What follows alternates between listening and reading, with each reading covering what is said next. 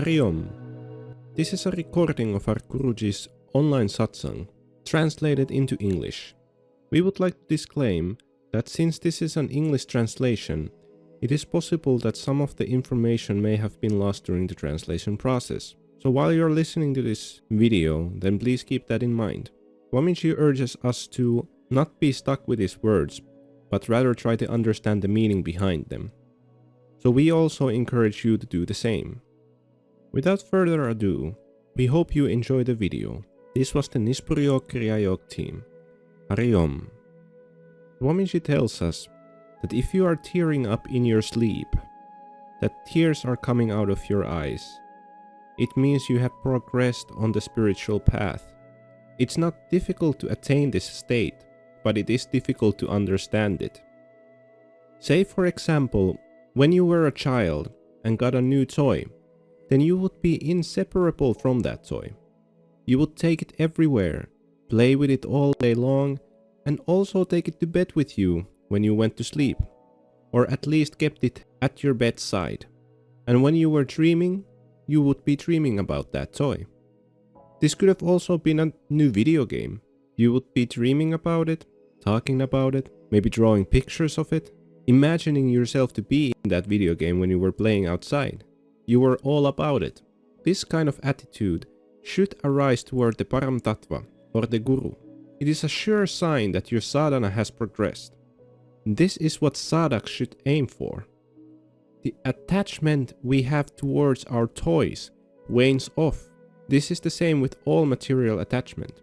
It weakens, becomes less important in our life, and we find something else to be attached to.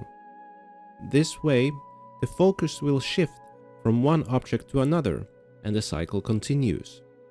Until one develops this attachment toward the Param Tattva, or the Guru, the attachment will continue to shift from one object to another. When the attachment is directed toward the Supreme Being, then that attachment will not wane off. It will become stronger. Mirabai used to ask her mother who her husband would be, and at some point her mother gave her a Krishna idol and told her that this is your husband.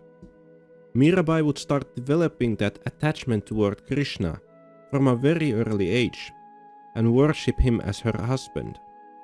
Over time, that attachment grew stronger and stronger, and when Mirabai met his guru, Saint Ravidas, she was available to Guru Kripa, or Guru's grace, and this eventually led her to merging with the Lord.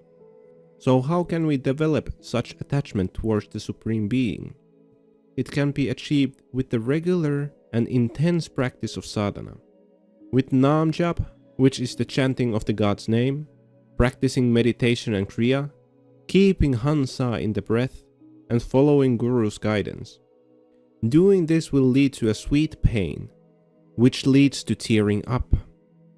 This is the kind of crying that you do not want to stop once it has begun, but rather want to let it continue. So if you feel like crying during your sadhana, then cry. However, we should keep the tears hidden away from sansaric people. Sansaric means those who are materially minded, who are not practicing sadhana. Those people will create doubt in us if they see us tearing up. The reason that they will create doubt in us is that they do not understand why these tears are coming. They don't realize that there is a spiritual reason behind it, that these are actually tears of love. So they might start asking you that why are you crying? And you cannot really answer them, because you don't really know either.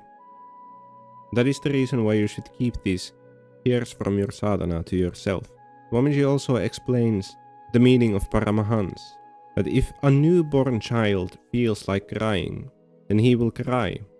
And if he feels like laughing, then he will laugh. He knows these two things, and does them as they come. So when a sadhak reaches this kind of childlike state, then he has become a Paramahansa. So if you are crying during your sleep, this is a good thing. After reaching this state, the journey to the next level will start. To attain this state, one needs to practice Kriya. Nothing else will help. Swamiji tells us of guilt and confusion, the two kinds of ideas that our mind can create when we are practicing our sadhana.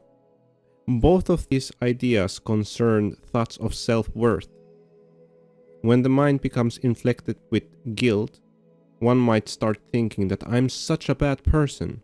I have committed so many sins and mistakes in life. How could I be worth it? How could I be worth God's grace? Why would He appear to me? These kinds of thoughts are creating negative feelings and taking our concentration away from sadhana. We question if we are even eligible to attain God. These kinds of thoughts bring us down and prevent us from practicing sadhana with devotion. We should not let them grab a hold of us. The important thing is that we are doing sadhana now, in this present moment. The past is the past. Know that the practice of sadhana is itself the grace of God. The other doubtful idea is the confusion. After practicing sadhana, if I start getting many things, like understanding many things, and feeling blissful, then I start questioning that how is it possible that I am getting all this? I haven't even been practicing sadhana for that long. There are lots of practitioners who have been doing sadhana for decades, if not more. They have left everything behind and still they haven't gotten it. So how is it possible that I am getting it? How am I worth it? We have to understand that we wouldn't even be able to utter the Lord's name without His grace. So we should not think about yesterday. We should be happy that we are practicing sadhana today.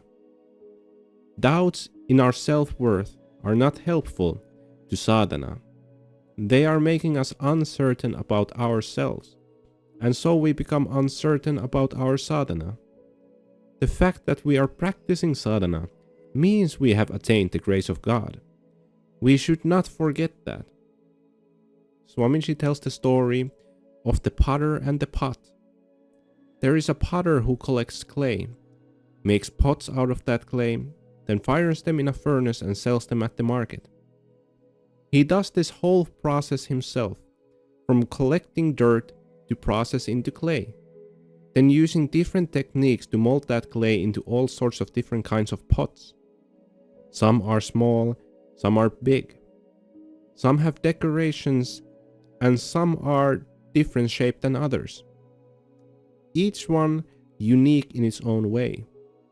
Now, some of the pots he is able to put into a nice shape, so he puts them to the side to wait for firing. But some pots have cracks on them, so he puts more clay on them.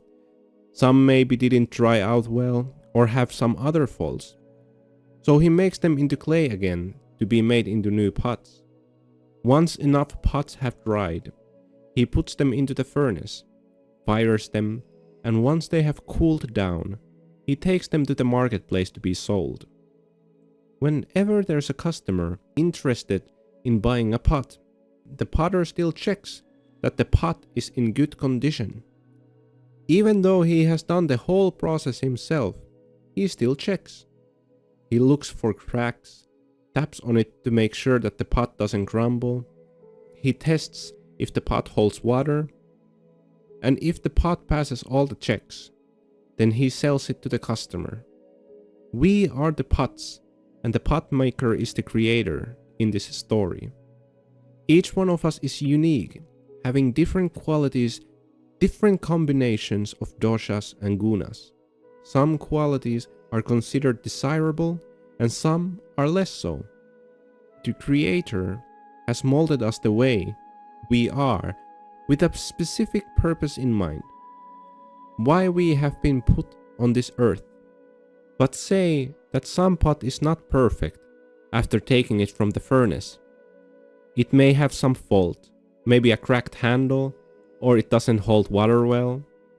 The potter will take that pot back to the workshop and try to rectify it. He may put a layer of sealant on it, to try to hold the water in better, or make a new handle for it. Then he will take the pot to the marketplace for selling. At the marketplace, the pots which have desirable qualities in them get sold first to the customers, and those who may be a little bit warped or crooked or have some kind of other weakness to them, they get sold later. But even if that pot doesn't get sold, eventually that potter will take the pot back home and keep it with him in his own use. This way the Creator sees which ones of his children are weaker than others and will keep them close to him. Like a mother who has a stronger child and a weaker child.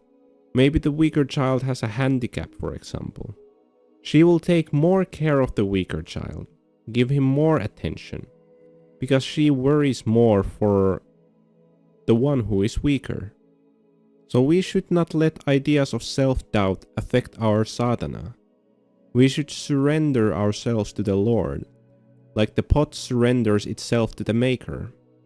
If it's not sold at the marketplace, then he will keep it with him in his own use. We should not break down when we are facing adversities in life. We must not succumb to depression or doubt and confusion, but be steady in our sadhana. A pot which breaks will be left at the marketplace to be trampled on by passerbys and ongoing traffic. It will become dust and wash into the drainage, and maybe at some point into the river, where it might find its way into clay-filled soil to be worked out into clay again. There will be people who would discourage us and hurt us and do many unfair things to break us. But a sadhak must be steadfast and not let those who would like to bring him down to affect him. He should keep his sadhana a secret, because if he shares the bliss which he is experiencing, then people will become jealous and start creating reasons for him to doubt his sadhana. He has to remain firm in his practice. Another reason why a sadhaka should not share his experiences is that he might start developing false ego from the experiences that he is gaining. He might start thinking that I have achieved so many things. If we break, we would have to go through the whole process from the start. From being dirt, then being collected, to be purified to become clay, to be molded into pots, to be fired, and to finally be sold at the marketplace.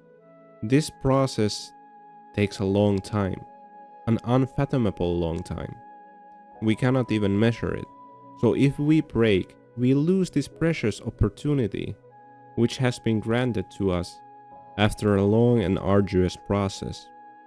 We should remember this story when we notice ideas of doubt and confusion entering our minds. We have to aim to be sold at the marketplace, but also not worry, because if we do not get sold, then the Lord will keep us in his own use.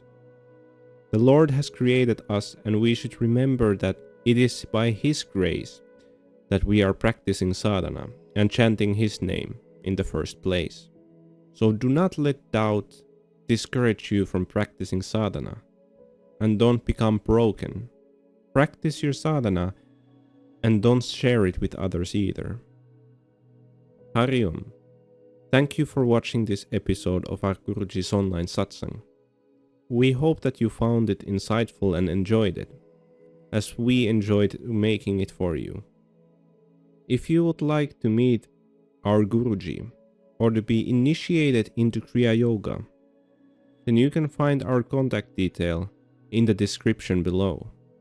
If you have any questions that arose while watching this video, then leave those in the comment section below. Thank you for watching this video. Jai Guru, Hari Om.